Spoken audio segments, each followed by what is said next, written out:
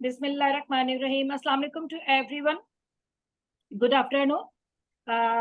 Welcome to all of you in Beige Flower Study with Dada in every Friday on Zoom. आप सबको welcome कहते हैं, तमाम participant को जो कि हमारी इस लर्निंग प्रोग्राम के अंदर शिरकत करते हैं। और इसके अलावा जो है हमारे ग्रेट टीचर हैं, हमारे मेंटोर हैं, लीडर हैं, हमारे उस्ताद हैं डॉक्टर बिपिन कक्कड़। दादा आपको वेलकम कहते हैं। आप हमेशा बगैर किसी लालच के, बगैर किसी वजह से जो है वो आप हमें इतनी अच्छी लर्निंग देते हैं, इतनी अच्छी क्लास देते हैं कि यकीन करें कि हमारे क्लिनिक पर 4 चांद लग गए। पर्सनली एक्सपीरियंस मेरा इतना ज्यादा अच्छा होता जा रहा है क्लिनिक पर कि मेरे जब पेशेंट बहुत ज्यादा सेटिस्फाई होते हैं तो यकीन करें दिल से आप लोगों के लिए दुआएं निकलती हैं, क्योंकि हमें बेज फ्लावर के बारे में कुछ नहीं पता था, सिर्फ एक सुन रखा था कि हाँ जी एक कुछ है। मगर ये कि पर्सनली मैं और मेरे मतलब जितने भी यहाँ पर डॉक्टर्स हैं, जो स्टूडेंट्स हैं, पर्सनली आपका, डॉक्टर रितु का, हम दिल से, तहे दिल से बहुत ज्यादा शुक्रगुजार हैं कि आप लोगों ने हमें इतना इस काबिल किया कि हमारी प्रैक्टिस मजीद अच्छी हो गई है। तो मैम भी आ गए हैं। डॉक्टर रितु आपका बहुत बहुत शुक्रिया हमें ज्वाइन करने के लिए। आपको अगर शुक्रिया अदा करना है ना तो ऊपर वाले का शुक्रिया अदा करो जिसने हम सबको मिलाया। आप सबके नसीब में लिखा था और मेरे नसीब में भी लिखा था कि भाई तुम इसको सिखाओ तो हम मिल पाएंगे। नकर अभी के भारत और पाकिस्तान की हालात तो आप जानते हो, कहाँ आप कहाँ हम, फिर भी हम मिल गए और आराम से सीख रहे हैं। तो हमें अल्लाह का, गॉड का, भगवान का, जिस नाम से पुकारो उनका शुक्रिया, उनको थैंक यू बोलना चाहिए, शुक्रिया अदा करना चाहिए जिन्हें हम सबको मिलाया। और हमारा ग्रुप इतने अरसे से, इतने टाइम से शांति से चल रहा है। कभी कभी आप सबको लेके मैं आरसीएन हो जाता हूँ और आप सब भी मेरी हेल्प को लेके आरसीएन हो जाते हो ना। होता है ऐसा कभी कभार। हाँ हाँ। तो आरसीएन क्या है? Red chestnut. रेड चेस्टनट क्या है? काजी क्यों दुबले? बट अभी तो काजी ओनली सरनेम में रह गया है। काजी क्या है कि जो पूरे गांव का ख्याल रखता था, जज था वो, सबकी भलाई सोचता था, सबका न्याय करता था। पुराने जमाने में उसको काजी बोला करते थे। बट अभी तो काजी ओनली सरनेम में रह गया है। तो काजी क्यों दुबले रहते थे? तो किसी ने पूछा कि काजी आप क्यों दुबले हो? तो बोले सारे गांव की फिक्र लगी रहती है इसीलिए मैं दुबला हूँ। तो रेड चेस्टनट को सबकी फिक्र लगी रहती है, न सिर्फ ओनली अपने फैमिली मेंबर की, बट अपने पास पड़ोस वाले की, अपने पेट एनिमल की, बर्ड की, यहाँ तक कि उसकी गली में अगर कोई कुत्ता है तो वो उसको 1-2 दिन नहीं देखता ना तो वो चिंता में पड़ जाता है, फिक्र करने लगता है कि ये तो इधर सोए रहता था, ये क्यों दिखता नहीं है, इसको कुछ हुआ तो नहीं होगा ना। ये है रेड चेस्टनट। ठीक है, सही। आगे का हाल अभी आप बहुत से स्पीकर से, हमारे पास टाइम भी कम रहता है। जी तो आज हमारे साथ दो गेस्ट स्पीकर हैं हमारे। एक डॉक्टर मदिया है, दूसरी डॉक्टर शबनम सिद्दीक है पाकिस्तान से, और माशाल्लाह दोनों बहुत अच्छी प्रैक्टिस करती आ रही हैं। तो थोड़ा सा मैं ऐड कर दूं तो फिर हम डॉक्टर मदिया को इनवाइट कर देते हैं। या डॉक्टर मदिया अगर आप हैं ऑनलाइन तो फिर आप स्टार्ट करें आज हमारी। जी मैम, जी मैं हूँ। ठीक है, बस डॉक्टर मदिया आप रेड चेस्टनट पर स्टार्ट कीजिएगा।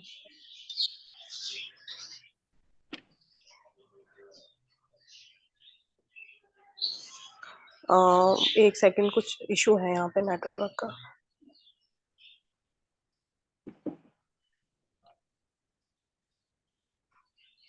ठीक है, जब तक मैं थोड़ा सा बता देती हूँ। जी बिल्कुल, अगर बताना चाहें आप बता। नहीं आप स्टार्ट जी अस्सलाम वालेकुम दादा, कैसे हैं? नमस्ते ऑल। और आज बड़े ही शॉर्ट नोटिस पे मैं आई हूँ, बिल्कुल मुझे ना प्रिपरेशन है ना कुछ है, लेकिन फिर भी जो भी सीखा हुआ है मैं कोशिश करूंगी कि मैं बता दूं। किसी की फिक्र करना बहुत अच्छी बात है। जाहिर सी बात है, हम अपने जो लव वंस होते हैं ना, जब उनकी केयर करते हैं तो हमें पता चलता है कि हमें उनसे मोहब्बत है। इसी तरीके से ये ही तो एक तरीका है ना हमारा एक्सप्रेस करने का। अपने प्यार को हमारी फैमिली के साथ, भाई बहनों के साथ, मॉम के साथ, डैड के साथ, अपने लव वंस के साथ हम एक्सप्रेस करते हैं, तो पता चलता है कि हाँ ये हमसे प्यार करते हैं। लेकिन अगर वही प्यार हद से ज्यादा बढ़ जाता है तो वो कहते हैं गले का फंदा बन जाता है। ठीक है, वो कहते हैं ना कि आ, एक हद तक ही अगर मीठा खाया जाए तो वो मीठा रहता है, अदरवाइज अगर वो बहुत ज्यादा खाया जाए तो वो मीठा भी जहर बन जाता है। तो अगर रेड चेस्टनट के लिए अगर ये चीज कही जाए तो मेरे ख्याल से ठीक है कि अगर हद से ज्यादा प्यार दिया जाए तो फिर वो प्यार जो है ना वो एक तरीके से सामने वाले को एग्जॉस्ट करने लग जाता है।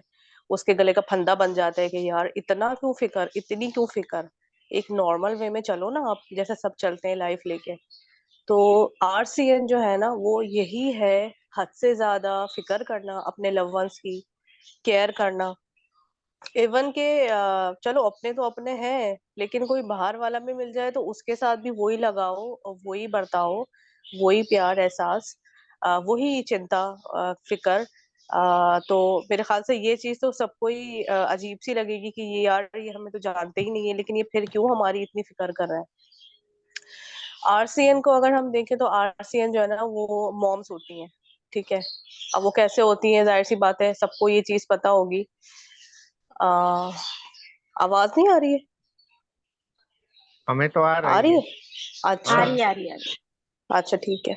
तो अब मॉम्स को अगर देखें ना तो मॉम्स का क्या होता है, मैं अपनी मॉम को लेके एग्जांपल देना चाहूंगी, क्योंकि हर कोई अपनी मॉम को देख के ही हर चीज करता है। यूनिवर्सिटी जा रहे हो बेटा, लंच ले लिया बेटा, ये कर लिया, खाना कब खाओगे, अच्छा कब आओगे, अच्छा ये करोगे वो करोगे, मतलब एक फिक्र वो तो उनकी लाजमी जाहिर सी बात है, वो तो नेचुरल है, हर हर माँ की होती है। अब मॉम्स जो होती है ना अगर वो बीमार भी हो जाती है ना तो उनको ऐसा लगता है कि उन्होंने ये काम करना, उनके बगैर घर नहीं चल सकता। मुझे ये फील होता है, मतलब मैं अपनी मॉम को देखती हूँ ना तो वो ऐसे ही है एटलीस्ट। अगर वो बीमार भी हो जाती है ना तो वो उनको ये लगता है कि अगर मैंने ये काम नहीं किया ना तो शायद ये घर ना चले, और शायद जो है ना सारे काम प्रॉपर ना हो। इवन आप देखें अगर मैं कुकिंग करती हूँ ना तो उसपे भी मुझे मेरी मॉम ये बोल रही होती है कि अगर मैं आ जाऊँ ना तो शायद ठीक हो जाए। अरे यार मैं भी कर सकती हूँ। मैं कहती हूँ उन्हें कि मम्मा मैं भी कर सकती हूँ, मैं मतलब आपके जैसा नहीं लेकिन बना सकती हूँ। लेकिन वो जो उनकी फिक्र है ना वो किसी हद तक खत्म नहीं होती, और मुझे लगता है मॉम्स की फिक्रें कभी खत्म नहीं होती हैं। तो अगर मेरे ख्याल से मॉम्स को आरसीएन दे दिया जाए ना तो कुछ हद तक वो थोड़ी शांत हो जाए, थोड़ा जो है ना उनका जो फिक्र करने वाला नेचर होता है ना मेरे ख्याल से वो थोड़ा सा कम हो सकता है। और साथ में जो है वो उनको ऑलिव भी दिया जाए और साथ में ओक भी दिया जाए तो मेरे ख्याल से एल्म भी दिया जाए तो मेरे ख्याल से एल्म मेरे ख्याल से दिया जाए तो बड़ा ही कोई जबरदस्त कॉम्बिनेशन बन जाता है मॉम्स के लिए। तो आरसीएन में जो है, अच्छा एक चीज मैंने अपने ऊपर भी नोटिस की थी, मैं आपसे के साथ शेयर करना चाहूंगी कि मैं जो है ना ओवर कंसर्न हो गई थी अपने भाई को लेके, अपने ब्रदर को लेके। अब वो कैसे हुई थी, मेरी एक स्टूडेंट के भाई की डेथ हो गई थी। अब मुझे ना फिकर, इतनी फिकर दादा, मुझे इतनी फिकर थी ना कि मैं लिटरली जो है ना एक समझे रोने वाली हो जाता है ना, मेरी कैफियत वैसी हो गई कि अल्लाह ना करे मेरे भाई के साथ ऐसा हो, अल्लाह ना करे ऐसा हो। मैंने सिर्फ आरसीएन ली है और मैं कुछ टाइम के बाद जो है ना मैं रिलैक्स होना शुरू हुई, इतना हालांकि मुझे इतना टेंशन हो गया था कि मैं सो नहीं पा रही थी और मैं सोते सोते जो है ना उठ जाती थी। वो मुझे टेंशन ना वो घूमती रहती थी माइंड में। मैं कहती थी नहीं ऐसा कुछ नहीं होगा, लेकिन मुझे ऐसा लगा कि उस टाइम पे ना मैं फुल, बल्कि आरसीएन से भी ज्यादा आरसीएन थी। मैं अपने भाई को देख रही हूँ, दुआएं कर रही हूँ उसको, जाके मैं देख रही हूँ जाके वो सुबह जा रहा है कॉलेज के लिए, तो मैं दुआएं वगैरह पढ़ना, सब कुछ करना। मैं इतनी ज्यादा पोजेसिव हो गई थी कि मैं लिटरली दुआएं मांगते मांगते मैं रो जाया करती थी। मैंने कहा ये गलत हो रहा है, ये चीज गलत है। फिर मैंने आरसीएन लिया। उसके बाद अल्हम्दुलिल्लाह जो है वो मेरी काफी हद तक जो है ना जो फिक्र थी वो खत्म हो गई। एक चीज ये है, हम किसी की फिक्र करते हैं, अपने लव वंस की फिक्र करते हैं, वो वो एक नेचुरल है। हम किसी से प्यार करते हैं, मोहब्बत करते हैं, वो एक नेचुरल चीज है, हम उसको छोड़ नहीं सकते।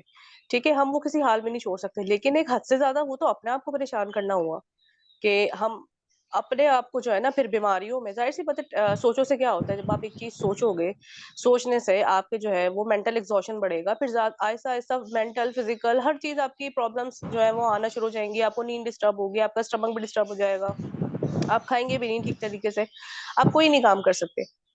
तो अगर आरसीएन दिया जाए ना ऐसे ऐसे पेशेंट्स को मॉम्स को दिया जाए या ऐसे लोगों को दिया जाए जो हद से ज्यादा फिक्र करते हैं। तो मेरे ख्याल से आरसीएन जो है ना वो बेस्ट वर्क करता है।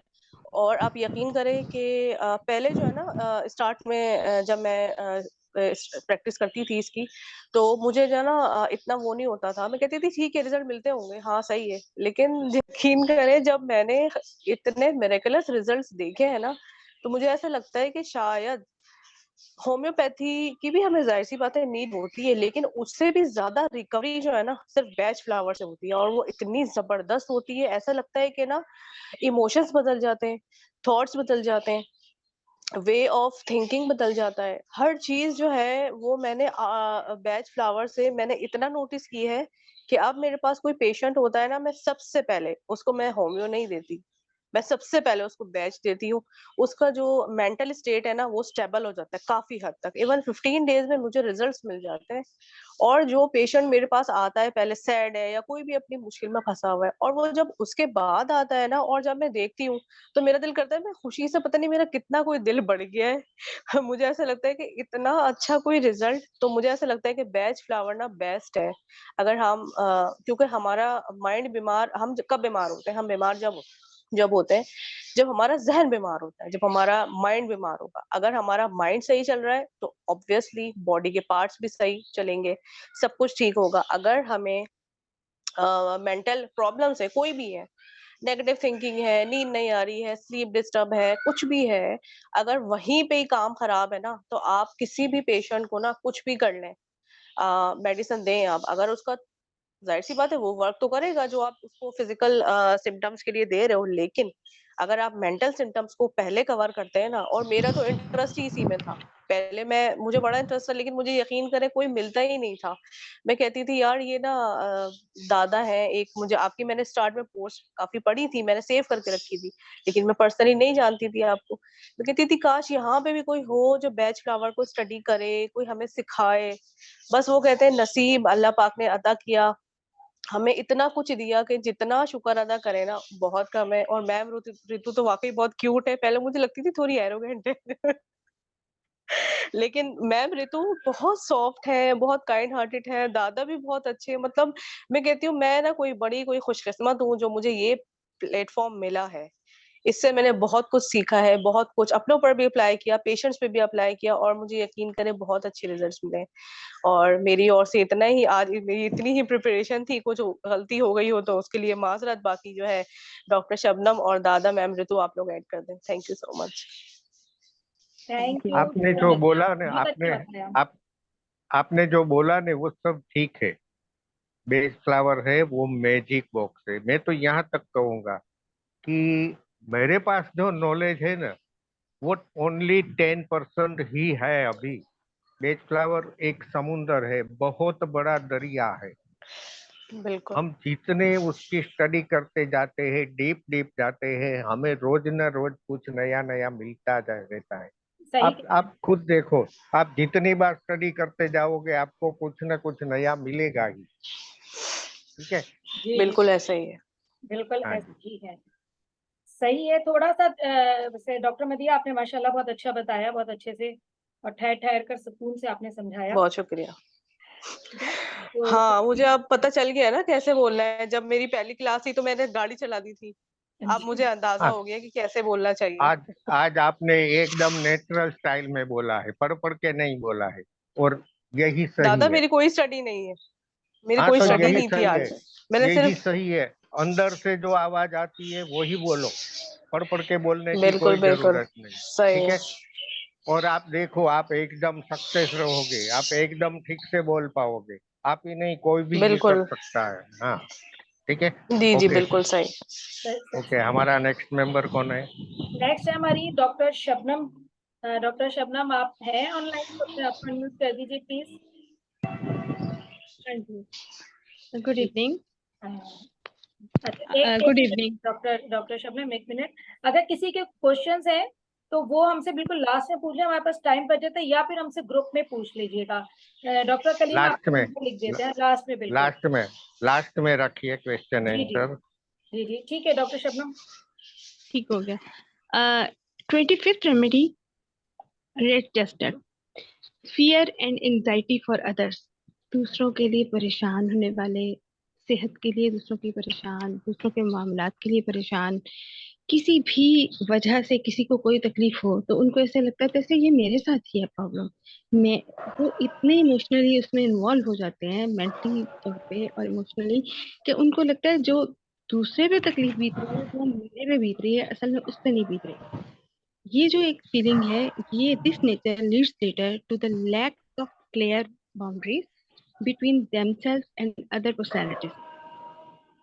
उनकी क्लियर है outstanding towards the life plan disturb हो जाती है। और they not only absorb the feelings and anxiety of others, बल्कि क्या होता है कि वो उनकी अपनी एंजाइटीज और फियर और तमाम मामला जो है वो दूसरों में एब्जॉर्ब होना शुरू हो जाता है, वाइस वर्सा हो जाता है। और अभी इस तरह से ये होता है कि ये ना तो खुद रिलैक्स हो सकते हैं, ना खुद फ्री हो सकते हैं, फिजिकली और मेंटली तौर पे इनकी कोई ना कोई टेंशन चलती रहती है। बॉडी में भी इनको एक्स होती रहती है, मेंटल जो है वो इनका लेवल मेंटली कभी भी रिलैक्स नहीं हो पाते। बिल्कुल से कहते हैं free mind, free relax mind ऐसा नहीं हो पाता। इसके बाद ये होता है कि इनका असल में दे डीपली केयर फॉर अदर्स। इनको ऐसा लगता है, इनकी ये कोशिश होती है, ये फीलिंग होती है कि मैं नहीं कोई और तो साहिल पे उतर जाएगा। ये खुद भुगत लेंगे अपने ऊपर एक्सेसिव केयर करके, एक्सेसिव उसके लिए परेशान होके, लेकिन जो है ना वो अपने आप को सफर कर लेंगे। अपनी जरूरत और अपने हालात के मुताबिक जो परेशानियां होती हैं उनको इतना मैटर नहीं करते, जबकि ये दूसरे के लिए इनका वो होता है कि नहीं, मेरी प्रॉब्लम इतनी बड़ी नहीं है, दूसरे की प्रॉब्लम ज्यादा बड़ी है, शायद इसको मेरी ज्यादा जरूरत है, मेरी हेल्प की जरूरत है। और अपने इर्द गिर्द के लोगों की फिक्र करना इनको अच्छा भी लगता है। और इनको ये होता है कि ना, जिस तरह वो खुदाई खिदमतगार टाइप वाला आ जाता है बीच में, कि इन्होंने अगर किसी को जरूरत पड़ी है तो बगैर किसी शर्त के, बगैर किसी एक्सपेक्टेशन के, बगैर किसी और उनके साथ उनको जिताए, उनकी दूसरे की मदद करते हैं। और फिर उसको जो है उसको उसको ये एहसास दिलाते हैं कि दुनिया में तुम अकेले नहीं हो, या इस दुख में तुम अकेले नहीं हो, तुम्हारे साथ कोई और भी साथ देने के लिए। लेकिन ये है कि फजूल की फिक्र में अपना टाइम नहीं जाया करते, जेन्युइन प्रॉब्लम्स के साथ जाते हैं। जिसको जेन्युइन हेल्प की जरूरत है उसकी जेन्युइन हेल्प करते हैं। और जहाँ कहीं भी इनको जरूरत महसूस होती है, दूसरे को अपने ऊपर डिपेंडेंट नहीं होने देते। इनकी कोशिश ये होती है कि दूसरे को ये एहसास भी रहे कि उसने अपने मामलात को खुद से बेहतर करना है, या अपनी अपनी हेल्प खुद भी करनी है, उसने उसको सेल्फ सफिशिएंट बनाना है दूसरे को। अभी इसके अलावा ये हो जाता है कि ना, इनकी हद से बड़ी हुई हमदर्दी जो है वो दूसरों के लिए और उनकी दूसरों के लिए जो होती है कि उसका मामला सुधर जाए, उसकी तकलीफ दूर हो जाए, उसकी परेशानी दूर हो जाए, वो इनको जो है ना वो अपने आप मेंटल टॉर्चर में मुब्तला रखती है। और इंट्यूटिव पावर इनमें ऐसी होती है कि ये भांप लेते हैं, असेस कर लेते हैं आने वाली प्रॉब्लम्स को भी। अक्सर रिलेटिव्स वगैरह में जिससे इनकी अटैचमेंट होती है, अगर उसको कोई तकलीफ आ गई है तो इनको होता है कि उसको, जहाँ शख्स को तकलीफ आने वाली है कहीं ऐसा ना हो जाए, बस वसी भी से आते हैं और पहले ही उसको जो है ना वार्न करने की कोशिश करते हैं, या उसकी केयर में लग जाएंगे। किसी को थोड़ी तकलीफ है तो उसकी बहुत अच्छी से लुक आफ्टर करेंगे कि ये ज्यादा परेशान ना हो जाए। अगर लाइक मदर्स हैं, बच्चा बीमार है तो उन्होंने अपनी आखिरी हद तक बच्चे के जो है ना वो उसकी डाइट का, उसके आराम का, उसकी हर तरह से ख्याल करना है, अपने आराम को एक तरफ रख के। इसी तरह अगर आउट स्टेशन को ट्रिप पे बच्चे गए हुए हैं तो बार बार उसको कॉल करके बार बार उसको पूछेंगे, हाँ बेटा खैर से हो, खैरियत से हो, पहुंच गए हो, कहाँ तक पहुंचे। और रात सोने से पहले भी कंफर्म करेंगे कि they are all right, proper तरीके से वो अपनी जगह पे पहुंच गए हैं।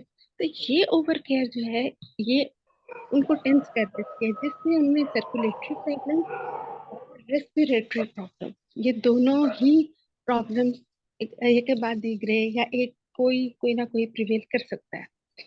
और इनका जो एक नेगेटिव पहलू इसमें एक और आता है कि इतनी ओवर केयर बच्चों का सेल्फ कॉन्फिडेंस जो है उसको डिस्ट्रॉय करता है, डिस्टर्ब करता है।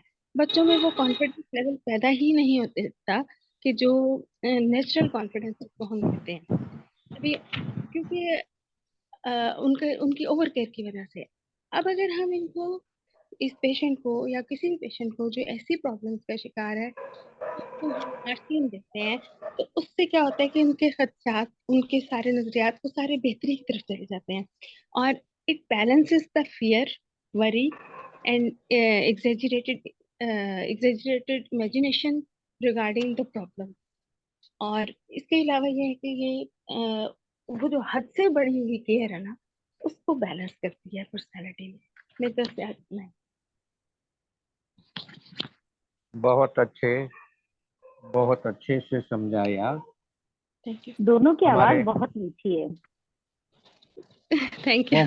मदिया मैडम में स्टार्टिंग में इसी के बारे में बोल दिया था ना, मिठाई के बारे में, तो दोनों की आवाज तो स्वीट होगी। बट मैडम थैंक जी यू सो आप मच मैम चिंता ऋतु।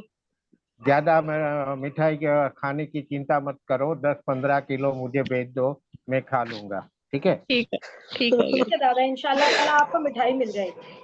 गया। सही है, थोड़ा सा ऐड मैं कर देती हूँ उसके अंदर। मैम बहुत बहुत शुक्रिया, आपने बहुत अच्छे से डिफाइन किया। बिल्कुल। और इसकी तस्दीक तो दादा ने भी कर दी, मैम ने भी कर दी है, वो बहुत ज्यादा बेहतर तरीके से समझते हैं। मैंने जितना रेड टेस्ट को समझा है उसको थोड़ा सा डिफाइन करूंगी कि इसका अगर हम सिर्फ कीवर्ड देखें तो एक कीवर्ड के अंदर इसकी बात खत्म हो जाती है कि ओवर एंजाइटी फॉर अदर्स।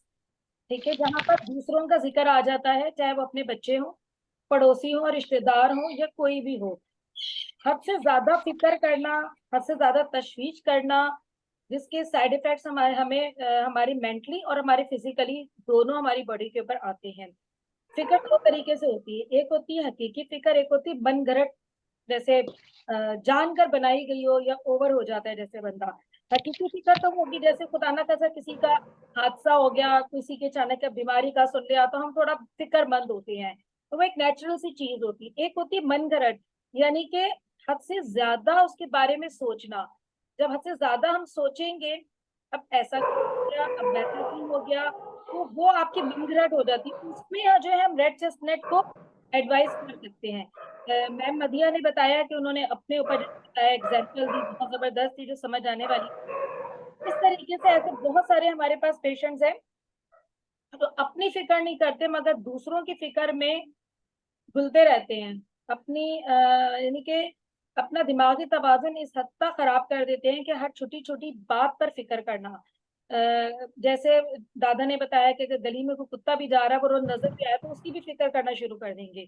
तो ऐसी छोटी छोटी चीजें जो दूसरों के लिए हम परेशान हो, ओवर थिंकिंग करें उस बारे में जिसका इतना हकीकत से ताल्लुक ना हो, इल्यूजन की तरफ हम चले जाएं, वहम की तरफ चले जाएं, तो उसमें हम बहुत अच्छा इसका रिजल्ट दे सकते हैं। तो दादा मेरी तरफ से तो इतना ही जितना मैंने इसको समझा। बाकी मैम ऋतु और आप बताइएगा। Thank you so much. Red chestnut में एक फियर भी है। जी फियर कौन सा फियर? कुछ बुरा होने का, जी जिसको वो जानता पहचानता है, आइज कांटेक्ट ओनली है, उसके बारे में भी फिक्र करना, उसके बारे में उसको चिंता लगी रहती है। जिसको एग्जैक्टली। बोलते हैं ना, हम जब यंग थे तो बोलते थे किसी को कि ये आ गया चिंता की पोटली। वो हर वक्त चिंता में डूबा रहता है, ये अभी क्यों नया, वो अभी क्यों नया, आज मेरा बीपी हाई है, क्यों हाई है? वैसे मुझे बीपी है ही नहीं, मेरा बीपी क्यों हाई है? मेरा लड़का आज कार लेके अहमदाबाद गया है, वो कोई पहली बार तो गया नहीं, बट मुझे उसकी फिक्र लगी रहती है, कुछ बुरा तो नहीं होगा, इस वजह से मेरा बीपी हाई है। सुबह उसको जा रहा था, बेटा पानी की बोतल लिया, स्पीड से मत चलाना, ये मत करना, वो मत करना, ये है वो है। ये रेड चेस्टनट है। रेड चेस्टनट क्या है? किट किट करती मॉम। जब उसका बेटा पिकनिक पे या कहीं और जा रहा है ना, तो वो सुबह से किट किट उसका स्टार्ट हो जाता है। अपना ख्याल रखना, टाइम पे खाना, टाइम पे पानी पीना, बस में ठीक से बहना, हाथ को बाहर बैठना, हाथ को बाहर मत निकालना, तूफान मत करना, अनजानी जगह पे मत जाना, अनजाने पानी पे मत जाना। वो जब तक बेटा रिटर्न नहीं आता पिकनिक से, तब तक उसको फिक्र लगी रहती है। अभी 15 दिन पहले मैंने दोनों ग्रैंडसन को मैजिक शो दिखाने ले गया था। शो था 3 घंटे का, बट हर 15 मिनट के बाद उसकी मोम का फोन आता रहता था। तुझे प्यास तो नहीं लगी, तूने पानी पिया, तू ठीक से देख रहा है, जादूगर अगर स्टेज पे बुलाए तो मत जाना, वो हिप्नोटाइज कर देगा, ये है वो है। मैं थक गया था यार, क्या करूं। ये रेड चेस्टनट है। Okay, thank you. आगे कौन है यस, अभी? रितु मैडम। ये दादा ने मुझे बताया था कि भाई अभी कहाँ उसकी बच्चे को उठा के ले जाएगा जादूगर। Yes, but this is red chestnut. So I will just, मैं शेयर करूंगी जो मुझे दादा ने सिखाया था। What is the difference between chicory and red chestnut? ठीक है, तो आसान हो जाएगा समझना। तो जो चिकरी मॉम्स होती हैं या जो चिकरी इंडिविजुअल्स होते हैं ना, दे आर ओवर प्रोटेक्टेड। ठीक है, ओवर प्रोटेक्शन होता है, but they are over protected towards their kid, but at the same time they demand in return, मैंने तेरे लिए सारी जिंदगी ऐसा किया, तूने मेरे लिए क्या किया। So they demand in return and it is all about themselves. लेकिन जो रेड चेस्टनट होता है ना, वो ओवर प्रोटेक्टिव नहीं होता है, वो फियर होता है।